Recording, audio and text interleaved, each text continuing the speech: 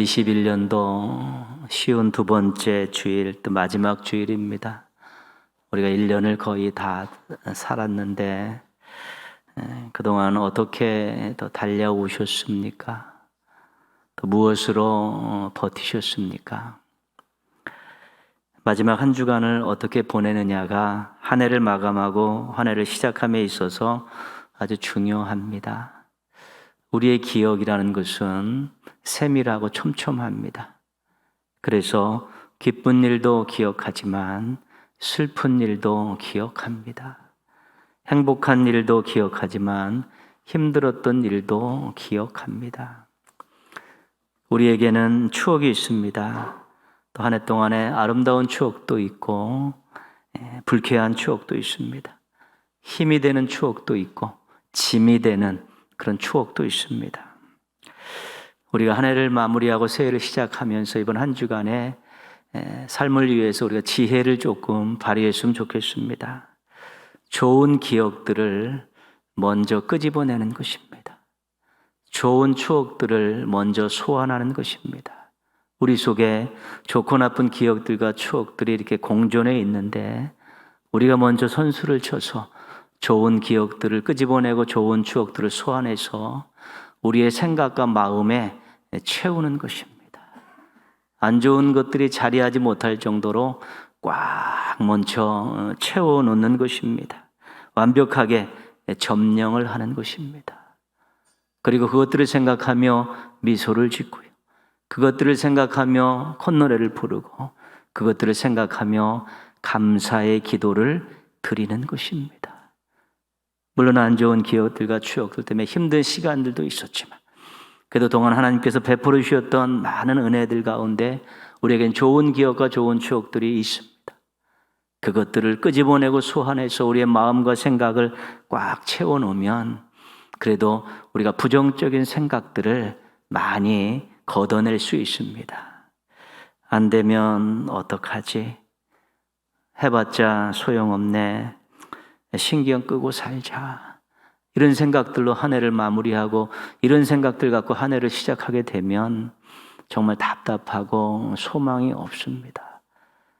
그러나 좋은 기억과 좋은 추억들로 우리의 생각과 마음을 가득 채우고 나면 또 긍정적인 생각들이 새싹처럼 돋아나게 되어 있습니다. 이렇게 살 수는 없다. 하나님 더 믿고 의지하자. 한번 기도하면서 도전해보자. 하나님께서 만들어주실 새로운 미래를 꿈꾸자. 이런 또 마음들이 찾아들기 시작하면 우리가 한 해를 또 감사로 마무리하며 새해에 대한 소망들을 가질 수 있게 되는 것입니다. 이번 마지막 한 주간은 좋은 기억과 좋은 추억으로 사십시오. 그래서 감사로 마무리되는 2021년, 용기로 시작되는 2021년 되기를 또 주님의 이름으로 축복합니다.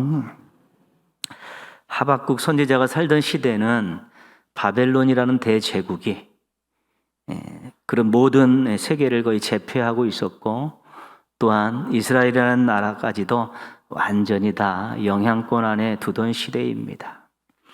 아수르와 애굽이 바벨론에게 무너졌습니다. 주변에 있는 작은 나라들은 전부 다 속국으로 전락해버린 것입니다. 근데 이 시대의 남한국 유대는 진짜 타락을 했습니다. 부패했습니다. 하박국 1장 3절은 당시 사회상을 이렇게 고발하고 있습니다.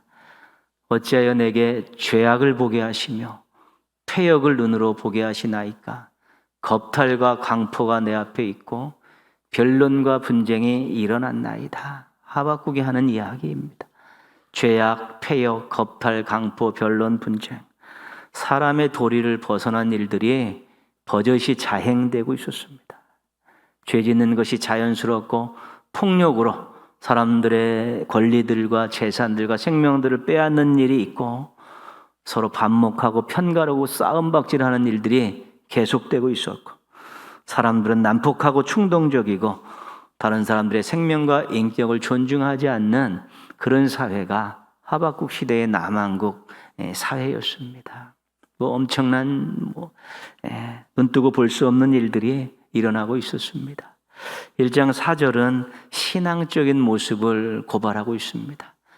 이러므로 율법이 해이하고 정의가 전혀 시행되지 못하오니 이는 악인이 의인을 에워쌌으므로 정의가 굽게 행하여짐이니이다. 율법이 해이해졌다. 하나님의 말씀이 철저하게 무시당하고 있습니다. 사람들의 관심의 대상이 아니고 하나님 말씀대로 살고자 하는 의지들이 없는 것이죠. 하나님의 뜻인 정의가 실현되지 않습니다. 불의가 이기고 악한 자들이 승리하는 그런 일들이 생겨나고 의인으로서 믿음으로 살고자 하는 사람들은 악인들에게 뺑 둘러싸여 있어서 숨소리도 제대로 내지 못하고 살아가는 그런 지경인 것입니다. 사회적으로 종교적으로 당시의 유다는 죄의 진열장이고 악의 백화점이었습니다.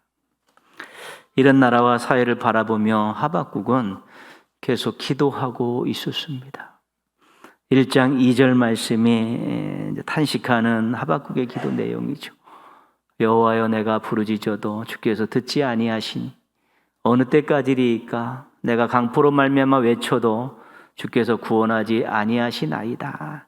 하박국은 나라를 위해 백성들을 위해서 계속 기도한 사람입니다. 무엇 통해 알 수 있냐면 어느 때까지리이까. 하나님 제가 이렇게 기도하는데 눈물로 기도하는데 사랑으로 기도하는데 어느 때 응답해 주시겠습니까? 어느 때까지 제가 기다려야 됩니까? 라고 하소연하는 것을 볼 때 그는 계속해서 기도해오고 있던 사람입니다. 나라와 백성들을 구원해 달라고 중보 기도하고 있었습니다. 사랑하는 마음을 가지고 그것이 응답이 없자 하나님께 지금 하소연하고 따지고 있는 것입니다. 안타까운 마음으로 하나님이 구원해 주셔야 되는데 응답이 없으니까 안타까운 마음으로 또 하나님께 따지고 있는 것이죠. 우리나라도 지금 어렵습니다. 사회의 모습도 그렇게 밝지는 않습니다. 코로나19로 타격을 받았고요. 이념과 계층과 세대 간의 갈등, 여러 가지 갈등들이 혼재해 있습니다. 심심치 않게 들려오는 그런 사건, 사고들을 보면 인간의 도리를 벗어난 일들이 굉장히 많습니다. 사람들이 그렇게 포악해지고 사악해지고 짐승과 같은 그런 생각들과 그런 행동들을 하는 사람들이 점점 많아지고 있고요. 지도자들은 정말 당당한 사리사욕에 빠져가지고 뭐 뒤집으면 뒤집을수록 좋지 않은 일들이 계속 드러나는 그런 것들을 우리가 보고 있습니다. 비판할 것이 너무 많습니다. 그럼 우리 신앙인들이 제일 먼저 해야 될 일은 사랑하는 마음을 가지고 기도해야 되는 것입니다. 끊임없이 기도해야 되는 것이죠. 매일 사랑으로 안타까운 마음으로 기도할 때 우리가 이 상황을, 이 사태를 개인 감정으로 보지 않고 인간의 눈으로 보지 않고 조금 객관적으로 볼 수 있고 신앙의 눈으로 볼 수 있게 될 때 그때 거기에 부족함들에 대해서 또한 우리가 비판할 수 있고요. 또 사랑하는 마음, 애정을 가지고 비판할 수 있고요. 또한 자신이 해야 될 일들에 대해서 수고와 희생을 아끼지 않게 되는 것입니다. 비판하는 사람만 있으면 몰락합니다. 늘 비판만 하고 시끄러우면 몰락합니다. 그런 애정을 가지고 기도하는 사람이 있고 애정을 가지고 비판하는 사람도 있고 또 자신이 해야 될 일들에 대해서 사랑을 가지고 해야 될 일이 있을 때 미래의 소망이 있게 되는 것이죠. 나라가 망하기를 원하는 사람이 어디 있겠습니까? 이 사회가 처참하게 망해가는 것을 원하는 사람이 어디 있겠습니까? 만약에 비판하는 그 마음속에 이 나라가 망하고 이 사회가 무너지기를 원하는 마음으로 비판하는 것은 결코 옳은 것이 아닌 것입니다. 잘 되기를 원하고 좋은 미래를 꿈꾸면서 기도하고 비판하고 자기의 일들을 감당하는 것이 중요한 것입니다. 기도하는 사람이 사랑하는 사람입니다. 사랑한다 하면서 기도하지 않으면 거짓말입니다. 기도하는 사람이 정말 건설적인 비판을 하게 되는 것이고 기도하는 사람이 무엇인가 필요할 때 자신이 수고와 희생을 감당하게 되는 것입니다. 그런 사람들이 많을 때 국가와 사회와 이런 공동체들이 소망 있게 또 아름다운 변화들을 경험할 수 있게 되는 것입니다. 우리 조국 대한민국과 이 사회를 바라보면서 또 사랑하는 마음으로 또 안타까운 마음으로 계속 기도하시고 또 여러분들이 또 해야 될 일이 있으면 기꺼이 수고와 희생도 감당하셔서 아름다운 매를 함께 맞이하시기를 주님의 이름으로 축원합니다. 꾸준히 간곡하게 드리는 하박국의 기도에 드디어 하나님께서 응답하셨습니다. 우리 1장 6절에 나오는 말씀인데요. 보라, 내가 사납고 성급한 백성 곧 땅이 넓은 곳으로 다니며 자기의 소유가 아닌 거처들을 점령하는 갈대아 사람을 일으켰나니, 이 갈대아 사람은 바벨론을 말하는 것입니다. 하나님께서 구원해달라고 그렇게 기도하는데, 그래, 내가 바벨론을 일으켜서 그 포악한 그 민족으로 너희 나라를, 너희 사회를 공격하게 하겠다. 이것이 하나님의 응답입니다. 그러니까 충격이죠. 우리나라도 남만국 유다도 정말 악인이 많은데 더 악한, 하나님을 모르는 이방의 포악한 족속들을 통해서 남한국을 심판하시겠다는 것이죠. 그러니까 하박국의 기도와는 전혀 다른 것입니다. 구원해달라고 그랬는데 하나님이 심판하신다고 그러고, 또한 자신들보다도 더 악한 이방인을 통해서 또 심판하신다고 하니까 하박국이 기가 막힌 것입니다. 충격을 받은 것입니다. 그런데 우리가 기억할 것은 하나님의 방법이 우리가 원하는 방법과 늘 딱 맞지 않는다는 것입니다. 우리는 우리의 방법대로 하나님께서 이루어지시길 원하는데 하나님의 방법은 우리하고 다를 때가 많습니다. 우리보다 더 넓고 크시고 모든 것을 보시고 또한 깊게 헤아리시는 분이기 때문에 하나님의 방법이 우리 인간들의 방법과는 다를 수가 있는 것입니다. 나중에 가서야 그걸 깨달을 수가 있죠. 지금 이 방법, 하나님 방법대로 하면 우리가 손해날 것 같은데 결국은 하나님의 방법이 우리를 유익하게 하는 방법이었다는 것이죠. 왜냐하면 하나님의 마음속에는 우리를 향한 사랑이 식어 있지 않기 때문에 그렇습니다. 우리를 향한 하나님의 애정은 여전하시기 때문에 하나님이 쓰시는 방법은 결국 우리를 사랑하시는 방법이고 우리를 유익하게 하는 방법이라는 것을 잊지 말아야 되는 것입니다. 우리가 십자가라는 우리 기독교 신앙의 아주 중요한 이 하나님의 구원의 방법을 우리가 경험하고 산 사람들입니다. 그렇죠? 죄인들을 구원하시기 위해서 전지전능하신 신께서 어떤 방법을 사용하실 수 있겠습니까? 적절하게 다 사용하실 수 있는 방법이 무궁무진하실 텐데 하나님께서는 당신의 아들 독생자를 십자가에서 죽이시는 방법을 통해서 우리 죄인인 인간들을 구원하신 것입니다. 그 방법은 정말 상상을 초월하는 방법이고 우리의 머릿속에서는 도저히 헤아릴 수 없는 방법입니다. 신이 자기 희생을 통해서 인간들을 구원하는 일은 어떤 종교에서도 찾을 수 없는 것입니다. 인간들을 이용해서 유익을 챙기고 그들의 재물을 받고 그들의 영광을 누리려고 하는 것이 일반의 모든 종교들의 신인데 우리 하나님께서는 당신을 희생하심을 통해서 우리를 구원하는 방법을 사용하신 것입니다. 고린도전서 1장 18절은 이렇게 말씀합니다.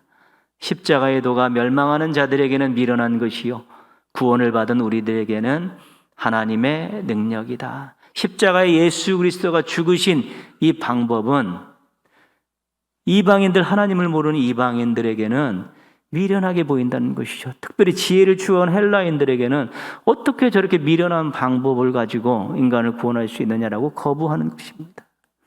유대인들의 입장에서는 그때 자신을 구원하려는 메시아는 온 세계를 통치할 만한 능력을 가지신 메시아를 기다리고 있었는데 무참하게 처참하게 무능력하게 십자가에 달려 돌아가시는 죽은 그 예수를 메시아라고 그리스도라고 얘기하니까 그들은 받아들일 수 없다는 것이죠. 그래서 전부 거부하는 것입니다. 하나님의 방법이 자기들의 생각에 맞지 않는다는 것입니다. 그러나 결국 그것은 하나님의 능력이었고 우리를 구원하신 하나님의 능력의 방법이었다는 것이 증명이 된 것입니다. 우리가 하나님의 방법을 생각할 때 늘 기억하실 것은요, 방치라는 방법도 있습니다. 내버려 두시는 것이고요. 고난이라는 방법도 있습니다. 힘들게 하시는 것이죠. 특별히 신앙인들에게 깨우침을 주실 때, 그들의 게으름을 다시 한번 부추기실 때, 또한 하나님을 멀리 떨어지고 비신앙적으로 살아가는 모습들을 가지고 있을 때, 사명을 다 잃어버리고 정말 냉랭한 모습으로 자기만을 위해서 살아가는 모습이 있을 때, 때로는 하나님께서 방치하십니다. 어떻게 사랑의 하나님께서 그렇게 관심도 갖지 않고 방치하시겠습니까? 사랑의 마음이 있으시죠. 그렇게 살아보라는 것, 나 없이 살아보라는 것입니다. 평안과 기쁨도 누리지 못하고 한번 그렇게 살아보라는 것입니다. 그러다 어느 순간에 찾아오는 공허감 때문에, 자기감 때문에 다시 눈을 들어 하나님을 보고 손을 내밀며 그 손 붙잡고 일어날 때까지 하나님께서 기다리시는 그 방법을 사용하시기도 하고, 때로는 어려움 속에 처하게 하심으로 고난 중에서 예수 그리스도의 고난을 생각하면서 정말 하나님 아니면 안 되겠다는 마음을 가지고 눈을 들고 손을 내밀게 하심을 통해서 다시 일으켜 세우시는 그런 방법이 있습니다. 때로는 고난이 우리들에게 유익이라고 고백할 수 있는 것이고, 때로는 하나님께서 나를 좀 무관심하게 조금 버려두신 것이 내가 하나님의 손을 붙들 수 있는 그런 하나님의 방법이었다라고 무릎을 탁치는, 다시 회개하며 돌아오는 일들도 얼마든지 있는 것입니다. 구원하시고 회복하시는 하나님의 방법의 다양성을 우리가 인정하시고, 우리를 돕고 우리를 키우시고 우리를 다듬으시는 하나님의 방법의 다양성도 있다는 걸 생각하시면서, 하나님의 그 근본적으로 흔들리지 않는 변함없는 사랑의 마음 기억하시면서, 방법이 내 마음에 맞지 않더라도 하나님께서 원하신다면 그 방법에 순종하겠습니다 하고 나서게 될 때, 나중에는 큰 유익이 있고 성장이 있고 복을 누리게 될 수 있는 것입니다. 믿음으로 하나님의 방법에 순종하셔서 좋은 결과들, 좋은 열매들 맺으시길 바랍니다. 하박국의 입장에서 보면 남한국 유다 안에 하나님을 신실히 섬기는 사람들이 소수가 있습니다. 그리고 그 사회 국가 안에 또 하나님을 저버리고 말씀을 무시하고 살아가는 또 많은 악인들이 있고요. 또 그 바깥에는 하나님을 모르는 이방인들, 포악한 이방인들이 뺑 둘러서 있는 것입니다.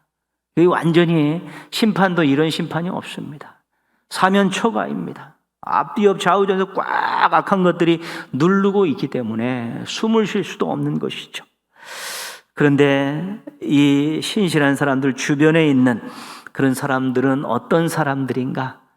한번 몇 가지를 보도록 합니다. 첫째는 그들은 자기 중심으로 사는 사람들입니다. 4절 말씀에 보시면 교만이라는 그의 마음은 교만하며, 5절에도요, 그는 술을 즐기며 거짓되고 교만하여. 교만의 속성은 자기 중심성입니다. 모든 것에서 자기가 중심이 되어야 되고, 모든 것에서 자기가 주인공이 되려고 하는 마음이 바로 교만입니다. 당연히 하나님의 다스림을 거부하지요. 신앙이라는 것은 하나님을 주인으로 모시고 사는 것인데, 하나님이 주인이 아니라 내가 주인인데 하나님을 당연히 거부할 수밖에 없는 것입니다. 때로는 우리가 기억하실 것은, 강단에서 말씀을 전하는 저도, 또 직분을 감당하고 신앙의 연륜이 오래된 여러분들도, 또 나름대로 좀 열심히 봉사하고 있는 여러분들도, 우리에게는 항상 교만이라는 유혹이 꼬리뼈처럼 따라다닌다는 것입니다. 내가 했다, 내가 인정받고 싶다, 이런 마음들이 자꾸 옆에서 부추기는 것이지. 이 교만병에 걸려버리면 하나님을 무시하기 때문에 이거 정말로 큰일 나는 것입니다. 지금 내가 잘하고 있고 신실하게 하고 있다고 해도 하루하루의 내 자신의 기도 시간에 또 말씀을 붙들고도 하나님 절대로 잘 나갈 때 교만한 마음 들지 않게 해달라고, 선줄로 생각하면 넘어질까 조심하게 해달라고 자신의 신앙을 잘 교만병에 걸리지 않도록 잘 유지해야 되는 것입니다. 순간적으로 넘어지는 사람들이 굉장히 많기 때문에 그렇습니다. 교만에 걸리면 결국은 자기 만족으로 신앙생활을 하게 됩니다. 하나님의 영광으로, 하나님 주신 능력으로 신앙생활하는 것이 아니라 자기 만족으로 신앙생활을 하기 때문에 결국은 열매가 없습니다. 쭉정이만 남아 있습니다. 공허감만 있습니다. 두 번째는 욕심으로 사는 사람들입니다. 5절 말씀 보시면 중간에 수월처럼 자기의 욕심을 넓히며, 또 그는 사망 같아서 족한 줄을 모르고. 6절 말씀 중간에 보시면요, 화 있을진저 자기 소유 아닌 것을 모으는 자여. 그 욕심으로 살아가는데, 욕심의 특징은 만족이 없다는 것입니다. 아무리 많이 가져도 만족이 없는 것입니다. 그래서 불의한 방법을 동원해서라도 그 소유를 가지려 하고 챙기려 하고 또 만족함을 누리려 하기 때문에 욕심이 항상 발걸음을 죄악으로 인도하게 되는 것이죠. 욕심이 죄를 잉태하게 만드는 것입니다.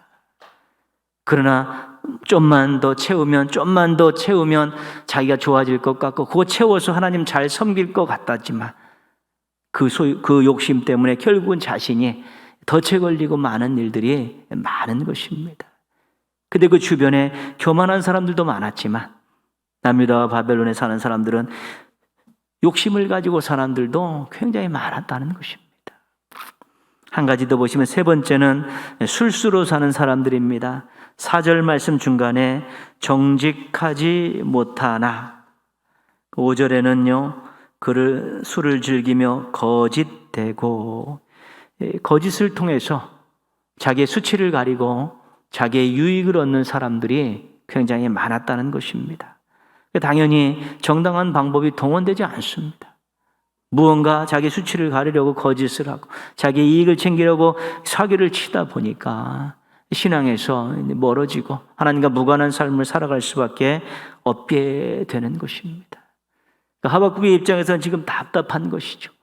정말 믿음으로 살려고 하는 사람이 몇 명 없고 신실하게 살려는 사람인데 그 유다의 사회 안에서는 자기 중심으로 살고 더 교만한 사람들이 또 많이 있고 욕심으로 사는 사람들, 술수로 사는 사람들이 많고 그 쳐들어온 바벨론이라는 그 나라의 국민들은 포악하게 이를 데가 없어서 그들보다 더 사악한 모습으로 살고 있기 때문에 이 나라가, 이 사회가, 이 백성이 이제는 죽었구나, 끝났구나라고 생각할 수밖에 없는 아주 절망감에 이르게 된 것입니다.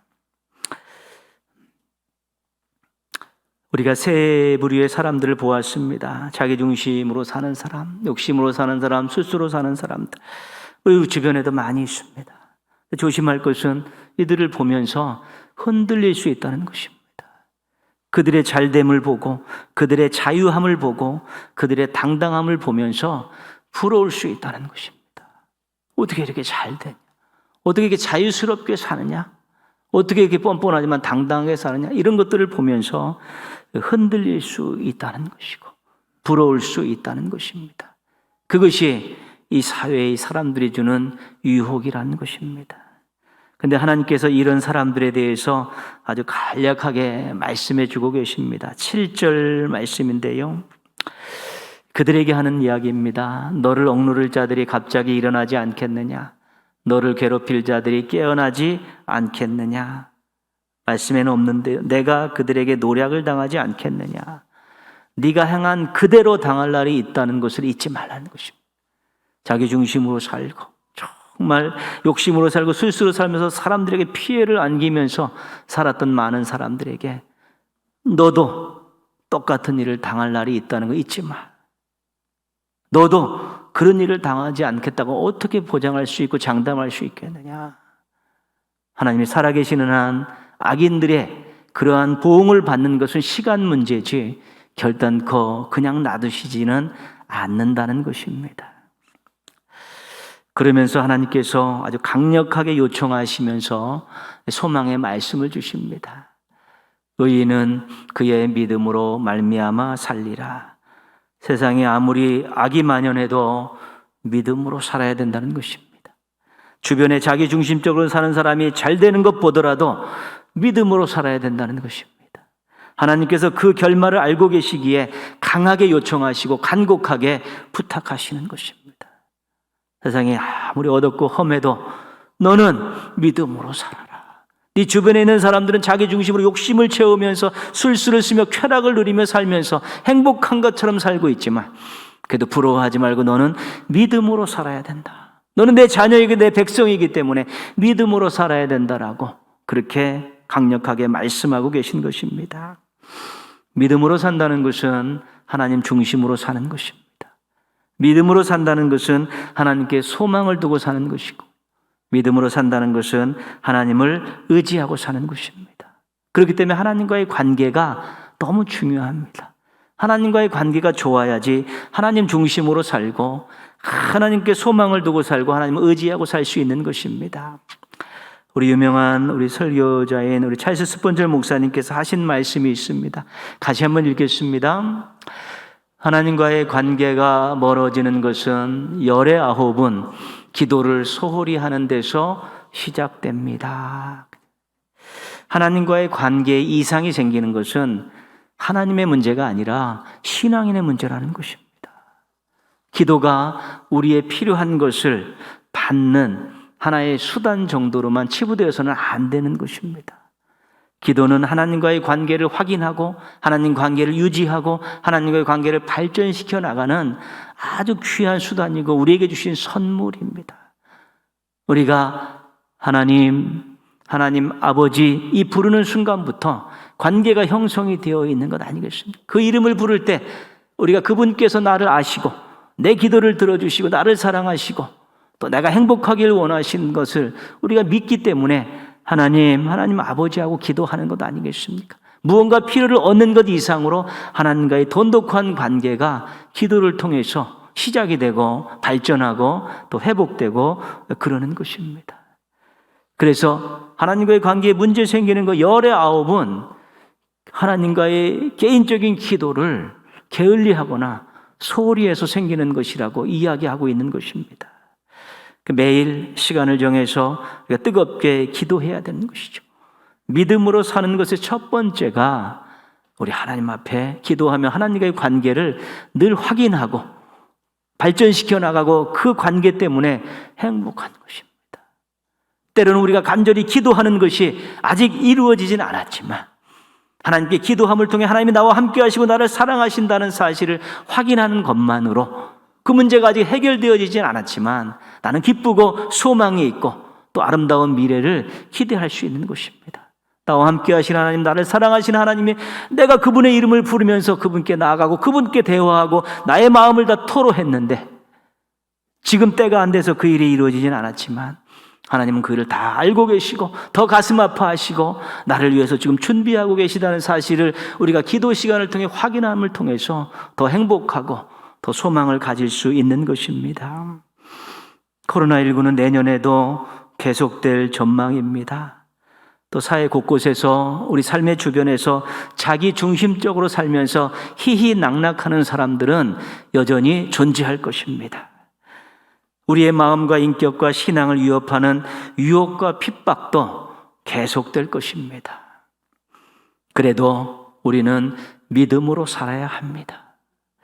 믿음으로 살아야 승리할 수 있고 믿음으로 살아야 형통할 수 있고 믿음으로 살아야 행복할 수 있기 때문에 그렇습니다. 이 세상의 모든 일들이 하나님의 장중에 붙들려 있기 때문에 그 하나님의 장중에 붙들린 이 세상 속에 살고 있는 우리가 그 하나님을 믿고 의지하고 그분 중심으로 살아가게 될 때 정말 하나님의 사랑 가운데 능력의 손 가운데에서 우리가 좋은 것들을 또 경험하면서 새로운 힘을 낼 수 있기 때문에 그렇습니다. 최악의 환경에서 최고의 그리스도인이 발견되는 것입니다. 믿음은 어려울 때 빛이 나는 것입니다. 믿음은 보석입니다. 어두운데 빛을 내지 못하면 다 똑같은 것입니다. 그러나 믿음으로 사는 사람은 그 어두움에서 빛을 비추는 것입니다. 보석과 같은 빛을 비치면서 작은 등불이 되어지고 또한 소망의 등불이 되어질 수 있고 또 자기도 만족하고 주변도 아름답게 변화시키는 일들을 경험할 수 있게 되는 것입니다. 시대가 어렵습니까? 우리가 믿음으로써 참으로 최고의 그리스도인으로 발견돼야 되는 것이고요. 우리가 믿음을 잘 관리하면 또 이 시대를 역행해 나갈 수 있으면서도 행복하게 또 뚫고 나가고 돌파할 수 있는 그런 힘을 얻게 될 수 있는 것입니다. 좋은 기억, 좋은 추억으로 마지막 한 주간을 사시고 2022년에는 믿음으로 사는 충만하고 당당하고 멋진 신앙인들 되시기를 주님의 이름으로 축원합니다. 기도하겠습니다.